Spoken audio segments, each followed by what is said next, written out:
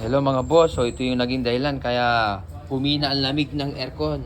Ayun nakikita nyo mga boss ang liit lang So kailangan talaga mga kababayan, pag magliligtis tayo, matyaga tayo sa pagligtis.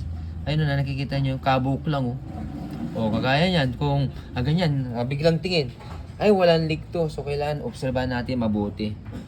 Yan, matyaga tayo. Ayan nakikita nyo yung mga boss. Yan yung tinuturo ko. Okay, mahinang klase na yun. Ito, mahihinangan mo yan, pero pag nahinang mo yan, minsan, yung mahina na, naglilipat-lipat na.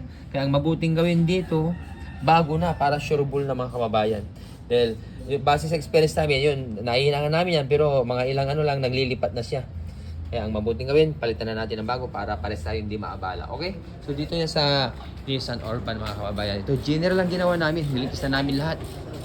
Okay, palalamigin natin to, condition natin to. Thank you.